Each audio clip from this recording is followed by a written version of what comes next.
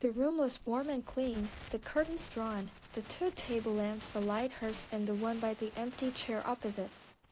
On the sideboard behind her, two tall glasses, soda water, whiskey. Fresh ice cubes in the thermos bucket. Mary Maloney was waiting for her husband to come home from work. Now and again she would glance up at the clock, but without anxiety, merely to please herself with the thought that each minute gone by made it nearer the time when he would come. There was a slow, smiling air about her and about everything she did. The drop of a head as she bent over her sewing was curiously tranquil. Her skin, for this was her 6th month with child, had acquired a wonderful translucent quality. The mouth was soft, and the eyes, with their new placid look, seemed larger, darker than before. When the clock said 10 minutes to 5, she began to listen. And a few moments later, punctually as always, she heard the tires on the gravel outside, and the car door slamming, the footsteps passing the window, the key turning in the lock. She laid aside her sewing, stood up, and went forward to kiss him as he came in.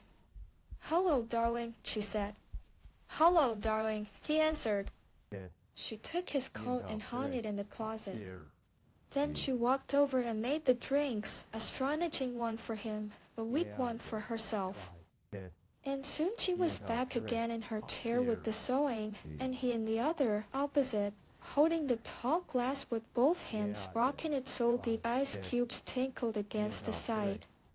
For her, this was always a blissful time of day. She knew he didn't want to speak much until the first drink was finished, and she, on her side, was content to sit quietly, enjoying his company after the long hours alone in the house. She loved to luxuriate in the presence of this man, and to feel almost as the sun Harper feels the sun that warm male glow that came out of him to her when they were alone together. She loved him for the way he sat loosely in a chair, for the way he came in a door, or moved slowly across the room with long strides. She loved the intent, far look in his eyes when they rested in her, the funny shape of the mouth, and especially the way he remained silent about his tiredness, sitting still with himself until the whiskey had taken some of it away. "Tired, darling?" "Yes," he said. "I'm tired." And as he spoke, he did an unusual thing. He lifted his glass and drained it in one swallow, although there was still half of it, at least half of it, left. She wasn't really watching him, but she knew what he had done because she heard the ice cubes falling back against the bottom of the empty glass when he lowered his arm. He paused a moment, leaning forward in the chair. Then he got up and went slowly over to fetch himself another. "I'll get it," she cried, jumping up. "Sit down," he said. When he came back, she noticed that the new drink was dark amber with a quantity of whiskey in it. "Darling, shall I get your slippers?" "No." She watched him as he began to sip the dark yellow drink, and she could see little oily swirls in the liquid because it was so strong. "I think it's a shame," she said, "that when a policeman gets to be as senior as you, they keep him walking about on his feet all day long." He didn't answer, so she bent her head again and went on with her sewing. But each time he lifted the drink to his lips, she heard the ice cubes clinking against the side of the glass. "Darling," she said, "would you like me to get you some cheese?" "I haven't made any supper because it's Thursday." "No," he said. "If you're too tired to eat out," she went on, "it's still not too late. There's plenty of meat and stuff in the freezer, and you can have it right here and not even move out of the chair." Her eyes waited on him for an answer, a smile, a little nod, but he made no sign. "Anyway," she went on, "I'll get you some cheese and crackers first." "I don't want it," he said. She moved uneasily in her chair, the large eyes still watching his face. "But you must eat." "I'll fix it anyway, and then you can have it or not, as you like." She stood up and placed her sewing on the table by the lamp. "Sit down," he said. "Just for a minute. Sit down." It wasn't till then that she began to get frightened. "Go on," he said. "Sit down." She lowered herself back slowly into the chair, watching him all the time with those large, bewildered eyes. He had finished the second drink and was staring down into the glass, frowning. "Listen," he said. "I've got something to tell you." "What is it, darling? What's the matter?" He had now become absolutely motionless, and he kept his head down so that the light from the lamp beside him fell across the upper part of his face, leaving the chin and mouth in shadow. She noticed there was a little muscle moving near the corner of his left eye. "This is going to be a bit of a shock to you, I'm afraid," he said. "But I've thought about it a good deal, and I've decided the only thing to do is tell you right away. I hope you won't blame me too much." And he told her. It didn't take long, 4 or 5 minutes at most, and she sat very still through it all, watching him with a kind of dazed horror, as he went further and further away from her with each word. "So there it is," he added. "And I know it's kind of a bad time to be telling you, but there simply wasn't any other way. Of course I'll give you money and see you're looked after. But there need don't really be any fuss. I hope not, anyway. It wouldn't be very good for my job." Her first instinct was not to believe any of it, to reject it all. It occurred to her that perhaps he hadn't even spoken, that she herself had imagined the whole thing. Maybe if she went about her business and acted as though she hadn't been listening, then later when she sort of woke up again, she might find none of it had ever happened. "I'll get the supper," she managed to whisper, and this time he didn't stop her. When she walked across the room, she couldn't feel her feet touching the floor. She couldn't feel anything at all except a slight nausea and a desire to vomit. Everything was automatic now, down the steps to the cellar, the light switch, the deep freeze, the hand inside the cabinet taking hold of the first object it met. She lifted it out and looked at it. It was wrapped in paper, so she took off the paper and looked at it again. A leg of lamb. All right then, they would have lamb for supper. She carried it upstairs, holding the thin bone end of it with both her hands, and as she went through the living room, she saw him standing over by the window with his back to her, and she stopped. "For God's sake," he said, hearing her but not turning round. "Don't make supper for me. I'm going out." At that point, Mary Maloney simply walked up behind him, and without any pause she swung the big frozen leg of lamb high in the air and brought it down as hard as she could on the back of his head.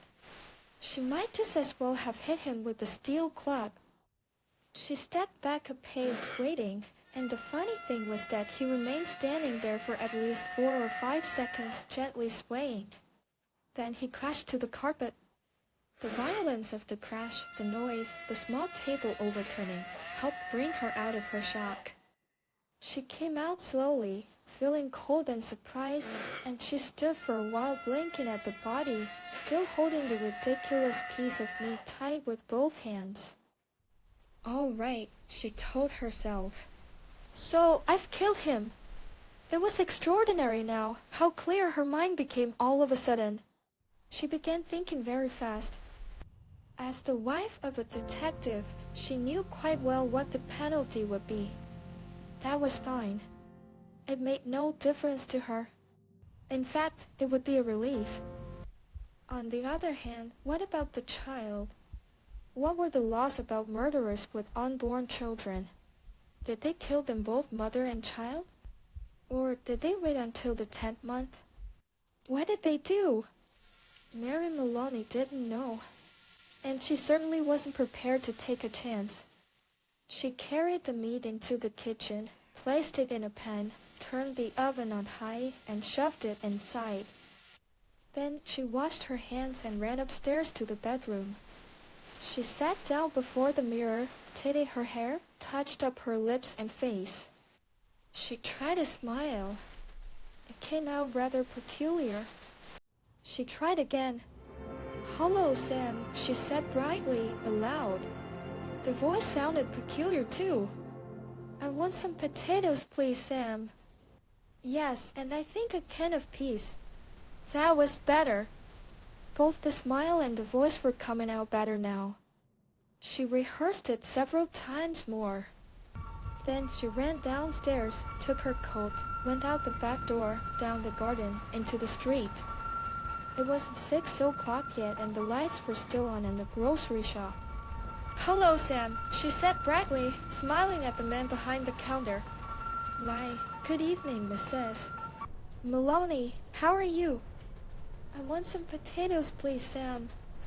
"Yes, and I think a can of peas." The man turned and reached up behind him on the shelf for the peas. "Patrick's decided he's tired and doesn't want to eat out tonight," she told him. "We usually go out Thursdays, you know, and now he's caught me without any vegetables in the house." "Maloney?"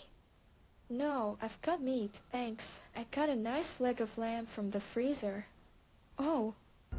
"I don't know much like cooking it frozen, Sam, but I'm taking a chance on it this time." "You think it'll be alright?" "Personally," the grocer said, "I don't believe it makes any difference." "You want these Idaho potatoes?" "Oh, yes, that'll be fine." "2 of those." "Anything else?" The grocer cocked his head on one side, looking at her pleasantly. "How about afterwards? What you going to give him for afterwards?" "Well, what would you suggest, Sam?" The man glanced around his shop. "How about a nice big slice of cheesecake? I know he likes that." "Perfect," she said. "He loves it." And when it was all wrapped and she had paid, she put on her brightest smile. And she said, "Thank you, Sam. Good night." "Good night, Mrs. Maloney." "And thank you." And now, she told herself as she hurried back, all she was doing now, she was returning home to her husband and he was waiting for his supper. And she must cook it good and make it as tasty as possible because the poor man was tired. And if when she entered the house, she happened to find anything unusual or tragic or terrible, then naturally it would be a shock and she'd become frantic with grief and horror. Mind you, she wasn't expecting to find anything. She was just going home with the vegetables. Mrs. Patrick Maloney going home with the vegetables on Thursday evening to cook supper for her husband. That's the way, she told herself. Do everything right and natural. Keep things absolutely natural, and there will be no need for any acting at all. Therefore, when she entered the kitchen by the back door, she was humming a little tune to herself and smiling. "Patrick," she called. "How are you, darling?" She put the parcel down on the table and went through into the living room, and when she saw him lying there on the floor with his legs doubled up and one arm twisted back underneath his body, it really was rather a shock. All the old love and longing for him welled up inside her, and she ran over to him, knelt down beside him, and began to cry her heart out. It was easy. No acting was necessary. A few minutes later she got up and went to the phone. She knew the number of the police station, and when the man at the other end answered, she cried to him, "Quick, come quick." "Patrick is dead." "Who's speaking?" "Mrs. Maloney." "Mrs. Patrick Maloney." "You mean Patrick Maloney is dead?" "I think so," she sobbed. "He's lying on the floor and I think he's dead." "Be right over," the man said. The car came very quickly, and when she opened the front door, 2 policemen walked in. She knew them both. She knew nearly all the men at that precinct, and she fell right into a chair, then went over to join the other one, who was caught all O'Malley, kneeling by the body. "Is he dead?" she cried. "I'm afraid he is." "What happened?" Briefly, she told her story about going out to the grocer and coming back to find him on the floor. While she was talking, crying and talking, Noonan discovered a small patch of congealed blood on the dead man's head. He showed it to O'Malley, who got up at once and hurried to the phone. Soon, other men began to come into the house. First a doctor, then 2 detectives, one of whom she knew by name. Later, a police photographer arrived and took pictures, and a man who knew about fingerprints. There was a great deal of whispering and muttering beside the corpse, and the detectives kept asking her a lot of questions, but they always treated her kindly. She told her story again, this time right from the beginning, when Patrick had come in, and she was sewing, and he was tired, so tired he hadn't wanted to go out for supper. She told how she'd put the meat in the oven, it's there now, cooking, and how she'd slop out to the grocer for vegetables and come back to find him lying on the floor. "Which grocer?" one of the detectives asked. She told him, and he turned and whispered something to the other detective, who immediately went outside into the street. In 15 minutes he was back with a page of notes, and there was more whispering, and through her sobbing she heard a few of the whispered phrases, acted quite normal, very cheerful, wanted to give him a good supper, piece cheesecake, and possible that she. After a while, the photographer and the doctor departed, and 2 other men came in and took the corpse away on a stretcher. Then the fingerprint man went away. The 2 detectives remained, and so did the 2 policemen. They were exceptionally nice to her, and Jack Noonan asked if she wouldn't rather go somewhere else. To her sister's house, perhaps, or to his own wife, who would take care of her and put her up for the night. No, she said. She didn't feel she could move even a yard at the moment. Would they mind awfully if she stayed just where she was until she felt better? She didn't feel too good at the moment. She really didn't. Then hadn't she better lie down on the bed? Jack Noonan asked. No, she said. She'd like to stay right where she was, in this chair. A little later, perhaps, when she felt better, she would move. So they left her there while they went about their business, searching the house. Occasionally one of the detectives asked her another question. Sometimes Jack Noonan spoke at her gently as he passed by. Her husband, he told her, had been killed by a blow on the back of the head administered with a heavy blunt instrument, almost certainly a large piece of metal. They were looking for the weapon. The murderer may have taken it with him, but on the other hand he may have thrown it away or hidden it somewhere on the premises. It's the old story, he said. Get the weapon, and you've got the man. Later, one of the detectives came up and sat beside her. Did she know, he asked, of anything in the house that could have been used as the weapon? Would you mind having a look around to see if anything was missing, a very big spanner, for example, or a heavy metal vase? They didn't have any heavy metal vases, she said. Or a big spanner? She didn't think they had a big spanner. But there might be some things like that in the garage. The search went on. She knew that there were other policemen in the garden all around the house. She could hear their footsteps on the gravel outside, and sometimes she saw a flash of a torch through a chink in the curtains. It began to get late, nearly 9 she noticed by the clock on the mantel. The 4 men searching the room seemed to be growing weary, a trifle exasperated. Jack, she said, the next time Sergeant Noonan went by, would you mind giving me a drink? Sure, I'll give you a drink. You mean this whiskey? Yes, please. But just a small one. It might make me feel better. He handed her the glass. Why don't you have one yourself, she said. You must be awfully tired. Please do. You've been very good to me. Well, he answered, it's not strictly allowed, but it might take just a drop to keep me going. One by one, the others came in and were persuaded to take a little nip of whiskey. They stood around rather awkwardly with the drinks in their hands, uncomfortable in her presence, trying to say consoling things to her. Sergeant Noonan wandered into the kitchen, come out quickly, and said, Look, Mrs. Maloney. You know that oven of yours is still on, and the meat's still inside. Oh, dear me, she cried. So it is. I'd better turn it off for you, hadn't I? Will you do that, Jack? Thank you so much. When the sergeant returned the second time, she looked at him with her large, dark, tearful eyes. Jack Noonan, she said. Yes? Would you do me a small favor, you and these others?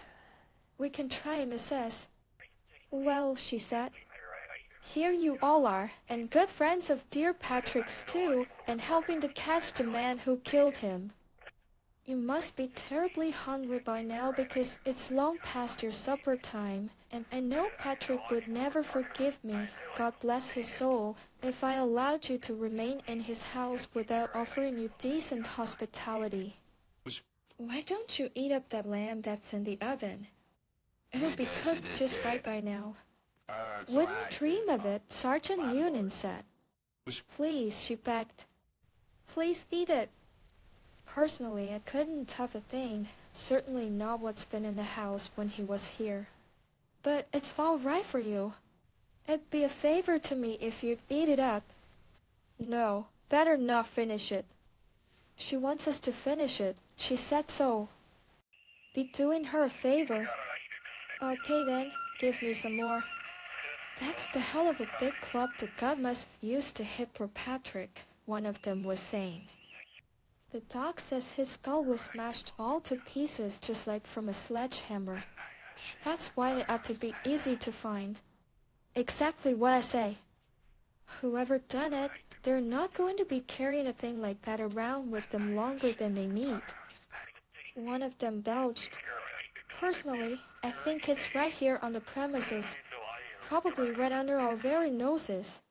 What do you think, Jack? And in the other room, Mary Maloney began to giggle.